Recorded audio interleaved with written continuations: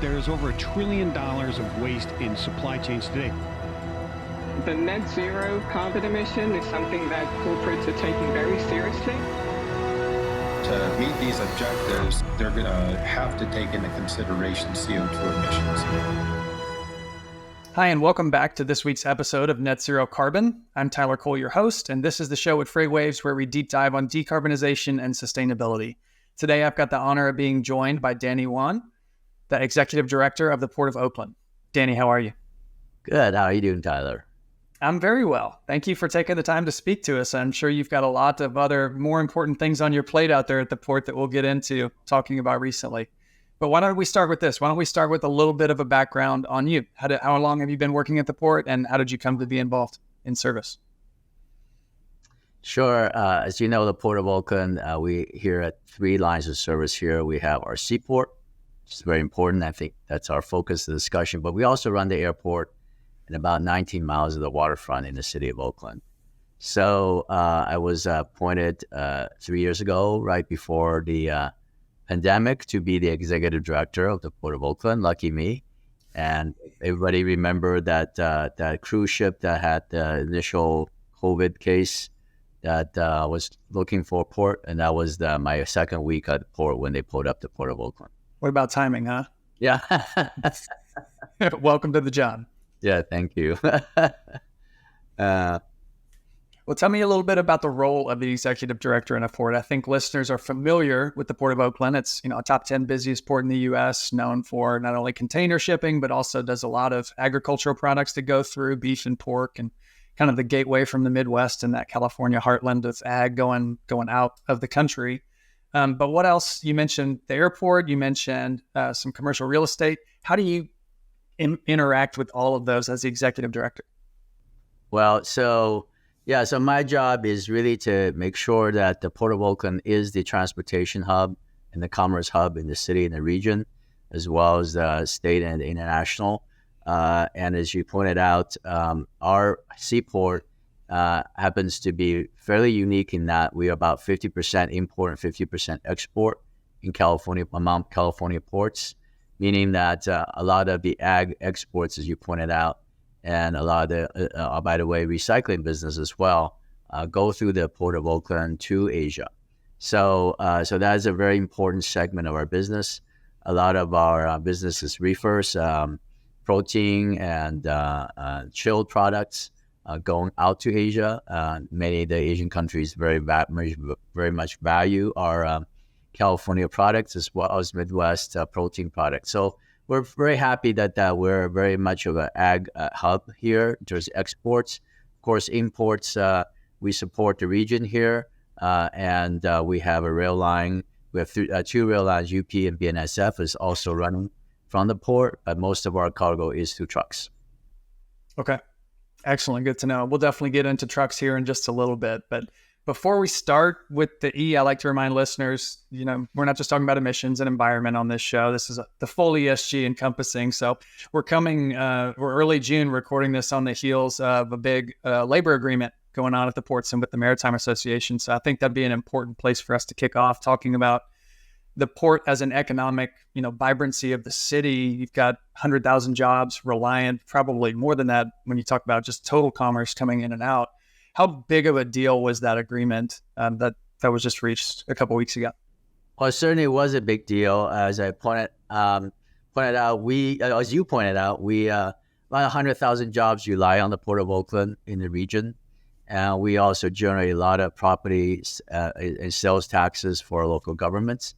But more importantly, we are also a national hub to facilitate many of the ag folks that depend on the port to get their stuff out.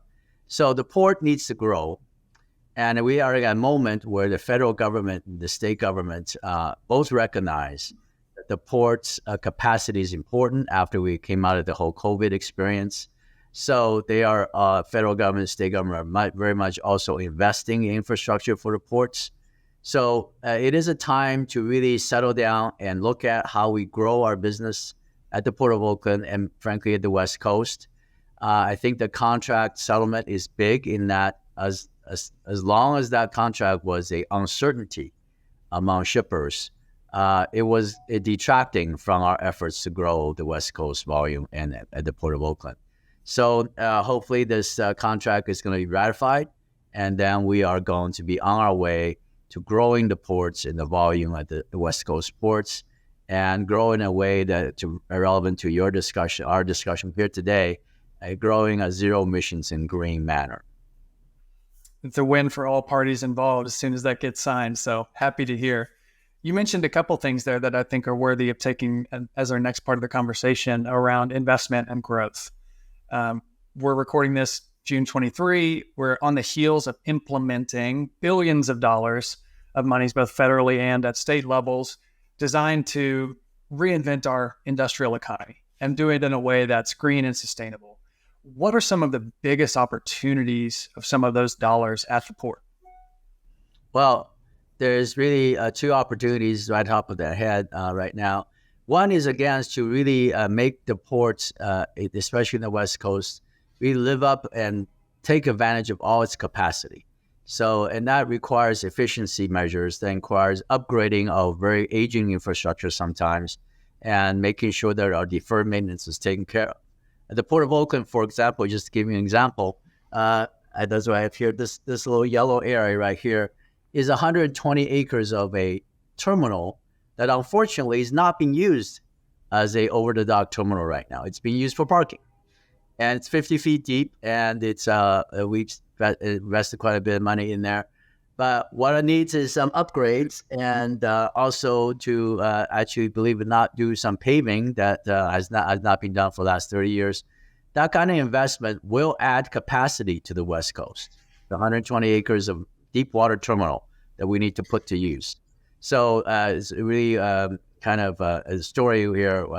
During the pandemic, when everybody was saying, oh, so congested, lack of capacity, lack of space, I took one of our federal officials and took him here, and he's looked at it and they go, oh, wow, you have all this space for extra capacity? I said, yes, we just need some investment to activate it.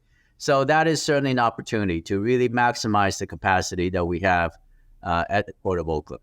And number two, if before the pandemic and before the infrastructure bill, if you ask me whether we're going to be able to reach the goals that we have on zero emissions and greenhouse gas reduction and climate change goals, I would have said those are worthy goals that we're absolutely pursuing. However, in terms of feasibility, we're going to have to really look hard and hard at how we get there. But with the infrastructure bill, and frankly, with a lot of encouragement from the federal government and the state governments here to incentivize research and really take people with talent and science into this technology, and with the money that's coming forth under the infrastructure bill, I am happy to say that I see the tunnel, the light in the tunnel, that these things are feasible, that we're in fact able to meet all our regulatory requirements in California, which by the way is probably more stringent than most states in the country, and not only meet those requirements in California, but also sort of even be more advanced of them. That's encouraging to hear, and you took the words out of my mouth. I was about to say that California is not just a leader, but often exceeds the minimum required at federal levels in many environmental standards. So thank you for calling that out. The area that I think that shines most brightly and gets talked about all the time on this network is the electrification of trucking. It's a big conversation. It's very buzzy, especially when you combine it with autonomous vehicles. Everybody wants to talk about it, but it's still just such a small piece when we're talking about actual numbers of deployed vehicles. But to your point, what we see coming is not just the political will, but the funding, and maybe even more importantly, the talent that's flowing into the space that is motivated to make this happen. Those are the three things, the three legs of the stool, you might say, that I think are going to really make an impact in the next 5 years. How is the Port of Oakland seeing investment today in and around some of the dray electrification opportunities? Well, so drayage electrification is certainly something we've been planning for. And I think that's the advantage. I was brag a little bit about California, of course. The advantage of having been forewarned by regulatory requirements, frankly, that we need to plan for this. So we are very much ahead in the planning of that. Recently, we just got a very good grant to construct a microgrid on the Port of Oakland. And So that means we're going to be building solar and trying to get battery packs, battery technology, as well as, very importantly, hydrogen is in the mix. We need to talk about hydrogen as a mix for dray trucks because it offers certain advantages that electricity does not. Obviously, we need to look at clean hydrogen as a preferred way of getting there. But those are all things that we've been planning for. For example, at the Port of Oakland, we are also an electric utility on our own. We actually purchase power and distribute to our customers. That's a big advantage. We've been taking that state and federal investment and upgrading our substations to make sure we have the electrical capacity here. Of course, the trick in any kind of electrical infrastructure is where do you get the power from? Where do you plan for the peak capacity at the port? In other words, there's the normal capacity, but as you know, ports, that demand goes up and down. You have to meet the peak, which is very expensive. And then where do you put the plugs? Because trucks move around. They might park here one day, and they might park here another place. And frankly, it goes beyond the port. If you look at truck movements, they don't usually fuel up at the port. They fuel up outside of the port boundaries, right? And they go on the routes. So the planning has to be both a state and a statewide effort in terms of accommodating that in the port area itself, but also outside the boundary along the highway, freeway corridors. That's why California Transportation Department is very involved in that discussion about how to electrify dray trucks. And so that's the whole set of planning process that's very exciting that now has investment to back it up. It is exciting, and it's coming soon. We should have a lot of these trucks hitting the road or being registered at least early next year, pending any issues. So that's very exciting. You mentioned hydrogen, and that's another one that I like focusing on. How developed is that compared to electrification and upgrading substations? Because it's got its own set of infrastructure that's involved. Is that something you envision hosting on site, or is that another one that probably happens outside of the boundaries of the port? Well, as with electricity and hydrogen, some other infrastructure should be on site in terms of storage, in terms of making sure there's the conveniences to make sure that the people can fill up at the port when needed. But again, a lot of that infrastructure is also off-site. The production of hydrogen is a process that starts somewhere else, and they may be transported to the port. So, and then the trick is how do you have fueling infrastructure at the port necessary, but also all around. Hydrogen, I would say, the technology and the advancement of that is probably in parallel with electricity. And as people have looked into this matter, in fact, right now, I would say a hydrogen truck has more of a range than electrical trucks, right? So electrical truck can travel a certain 100 miles, but hydrogen gives you a bigger range. And also the fuel is portable. So the trick is to find the production process in a way that does not add to greenhouse gas emissions. Exactly. The same is for electricity. You have to find source of electricity that's clean, and you have to bring it to the port. And again, the infrastructure that needs for electricity is enormous. It starts from the state's own electrical grid, make sure there's actually capacity to deliver to the port. And then when you identify the location where that truck might be parked, you have to then find out whether there's a wires that goes to that particular location and whether there is enough interconnection capacity there. So it's a very complex web, but fortunately, again, with the investment, we're figuring all this out.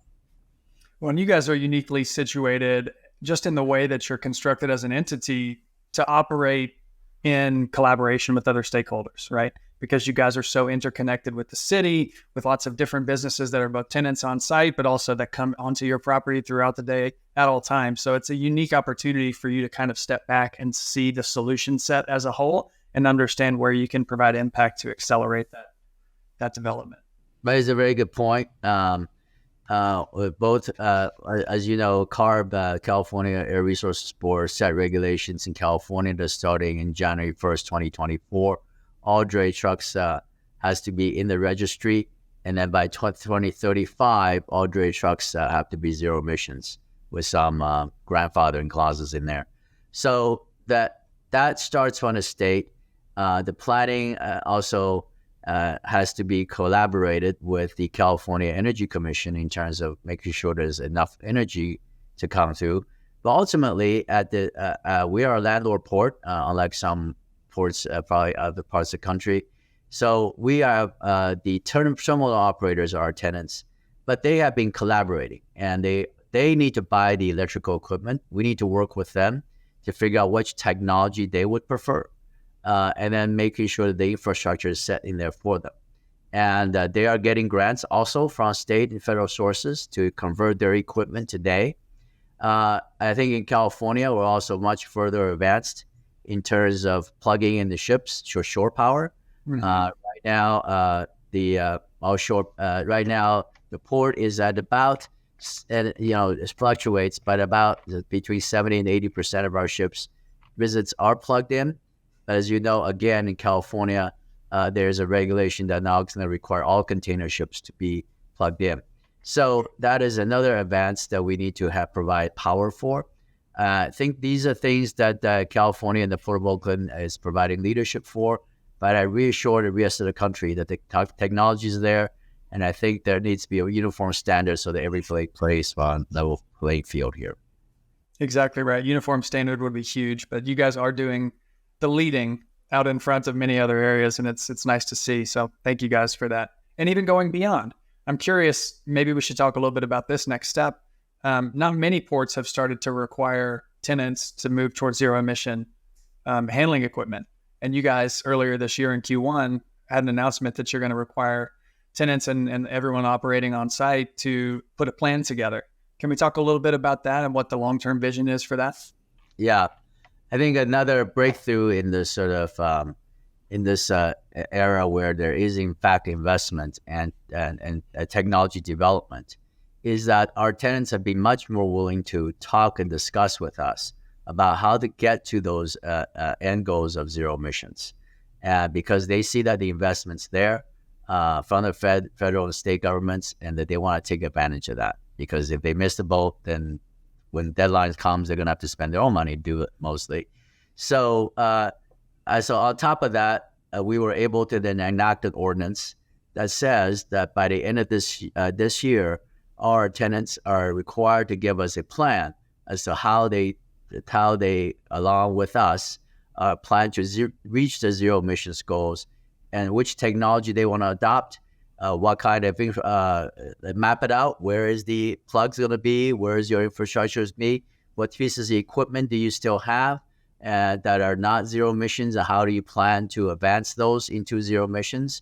Whether you're going to go through a stage of a hybrid technology before you get to zero emissions, how much of the cost of it? So those are information that we need to plan to advance our zero emissions goal. Because right now, simply imposing a regulation says you must use a blah, blah, blah at such a date, first of all, is not the way we should do business with our tenants, because we want to encourage planning, advanced collaboration, but do require them to give us a plan, to think about it, and to come talk to us about how to get there and bring the resources to do it.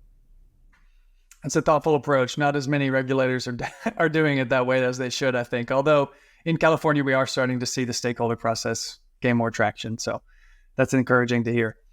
What's next on the horizon for the port? Are there any initiatives or things that you're working on towards the end of the year that we can let listeners know about?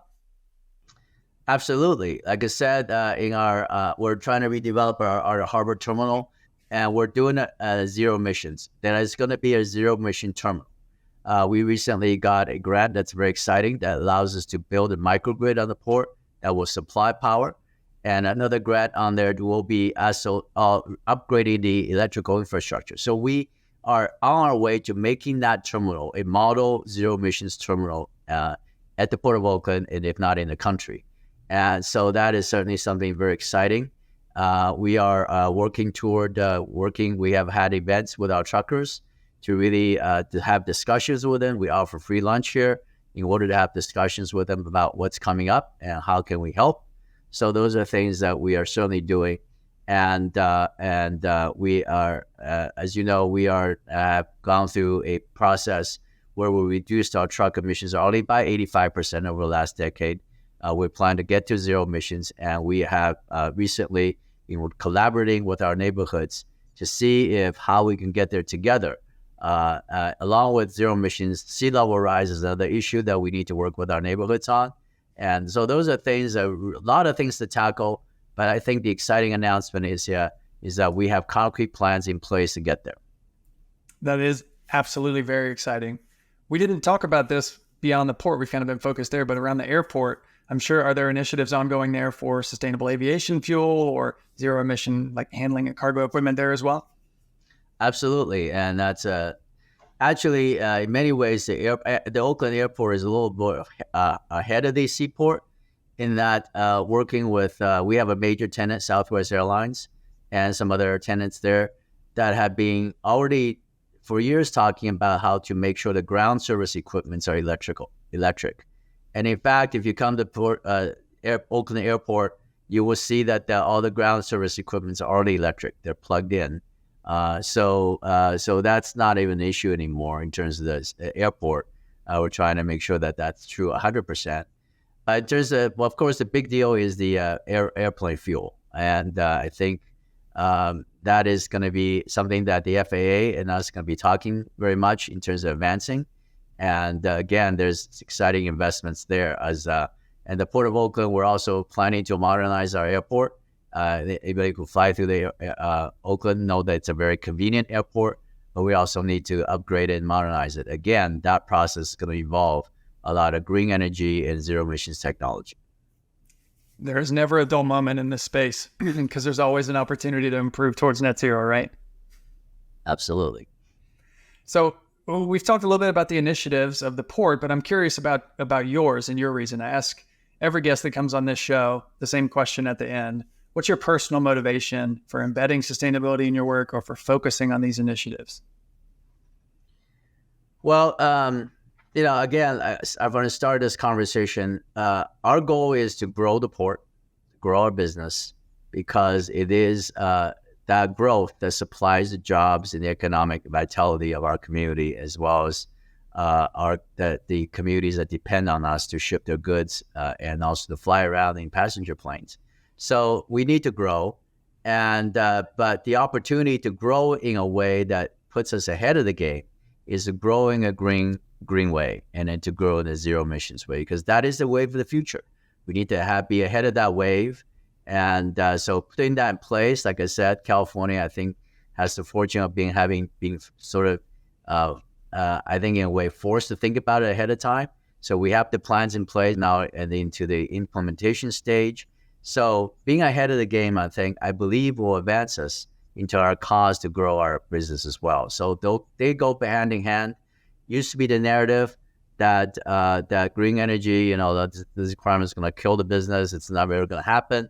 I think the narrative has changed, that if you're not in the zero emissions business, you're not making plans to convert your port, you're going to be behind and you're not going to grow.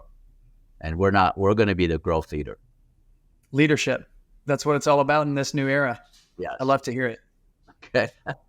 Well, Danny, thank you for your leadership. Thank you for your time and carving out a few minutes to speak with us and our listeners today. We look forward to seeing more announcements out of the port, more progress, and green energy and electrification all around.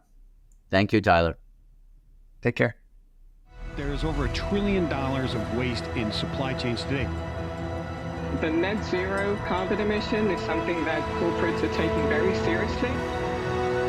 To meet these objectives, they're going to have to take into consideration CO2 emissions.